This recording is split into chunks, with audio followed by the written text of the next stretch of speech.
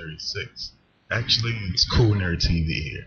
And, I just made a video saying, I didn't have an internet connection. And somehow, somewhere, I have an internet connection.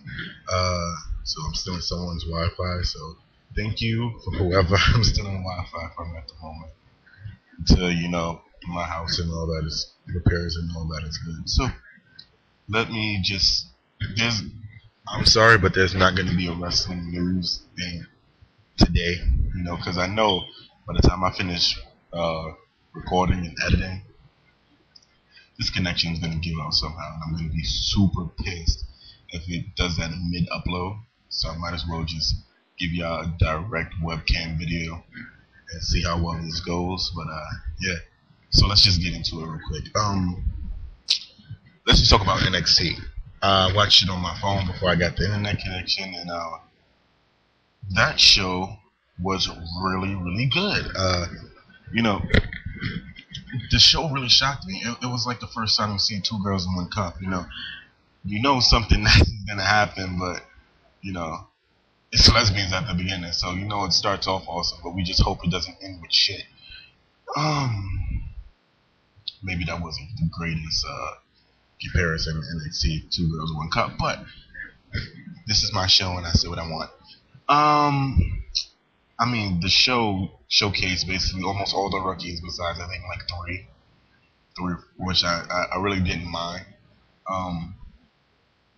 Basically start off with which will seem like this is not a real reality TV show.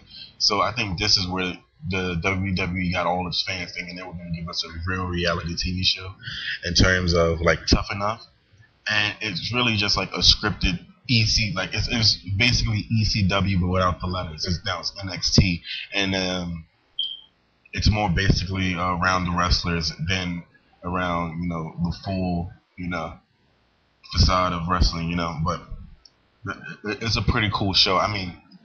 You start off the night with Bryan Danielson or Daniel Bryan, and basically the Miz saying he has the personality to make paint dry. Oh, and just to tell you guys, Michael Cole, you are doing a great job as a heel commentator, because I thought you were annoying the whole time you talked, and I think although you were annoying, that's what you're supposed to do when you're a heel commentator. You're supposed to be utterly annoying, and it's just like, God, I just want to punch you in the mouth. You're doing a great job, so keep doing what you're doing, keep saying what you're saying.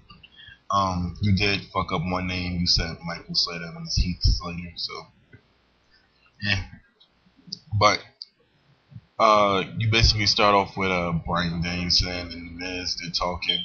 Then Bryan Danielson comes out to The Miz's music, and all the rookies will come out to their pros music. And he basically hypes up the crowd. The crowd is going crazy because we all know who Bryan Danielson is. And I don't know what the other commentator's name was, but he was like, this guy is world renowned and stuff like that. And Michael Cole was like, what the fuck did he really do? Like, who the hell is he? This is his first time in WWE and all that.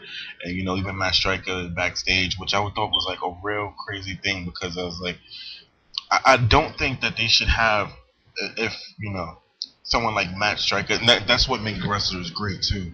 They're great actors. That we know that Matt Striker and Bryan Danielson are connected somehow in ROH, where we all know that Bryan Danielson is basically the king of the mountain in terms of the independent scene, and it just worked out perfectly. It was just like it really showed like the sky's the limit, and it shows that with a lot of these rookies. Bryan Danielson goes. He gets slapped by The Miz. They announced the match later on where he would be facing Chris Jericho. And which ended up turning out being really, really good. But I want to give you my whole thoughts on it, not just Bryan Danielson. But whatever. The other good thing really about the show is that they booked them like rookies. Like Bryan Danielson looked like he shaved off a lot of weight. And he looks like really skinny and really like not bulky, and like he doesn't look like he looked in ROH in the independent scene, and it shows like they really look like rookies. They had them wrestle like rookies, make key rookie mistakes, like taunting after getting a little bit of offense, showing that some are maybe a little more advanced than others when Heath Slater pulled Carlito out the ring, so Christian could get the kill switch in the tag match. And even the camera angles and the presentation showed that it was, something really, really great for the rookies. They even had the music was good, and they focused the action on the ring, not more of like the full crowd. And then the wrestlers, it was just more like you have to catch every angle of these wrestlers to show where they might fuck up at. And we all thinking damn, a pro would never make this mistake, although they have spots where they fuck up the same way in most matches, but they really had them wrestle like rookies. I still think Cabal should have been on the show, and he should have teamed up with R-Truth, because I just can't get into the David or Tinga character as much.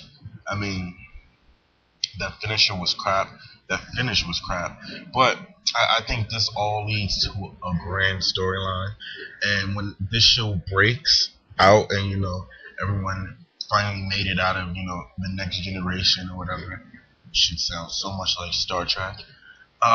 It'll create storylines, because like what Bryan Danielson is, either he can go real face and just make the Miz life a living hell, somehow keep getting over, keep getting people to like him, or he can go complete heel and just accept the Miz's advice and tutoring, and and somehow become a a better superstar than what he is, in terms of WWE, and that would be awesome. You have David Ortega, basically, he's like MVP ish, which I think MVP should have been tutoring David Ortega, because the personalities are so alike, and I think that when two personalities are just like each other, they fit so well, perfect together, that it can be pushed. But R-Truth is a great pro trainer. He gave him a grand entrance and stuff like that.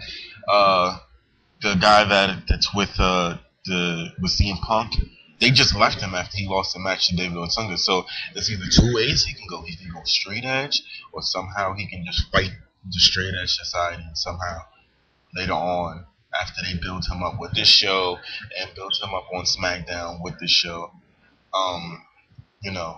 damn, like he can be the person to beat CM Punk and free Gallo and Serena from the straight edge society. The sky's the limit. They did this show so well that as long as they keep writing it well, it's gonna do perfect. I mean, I can't really complain about the show, and that's hard to say, because it's usually I can always find one thing that I can find that I just be like I hated it, and it gave you an insight on the wrestlers, and I couldn't say I hated it at all. You hope it's not like sex, like it was great at the beginning, but you hope it didn't climax too fast. So that was not a great metaphor either.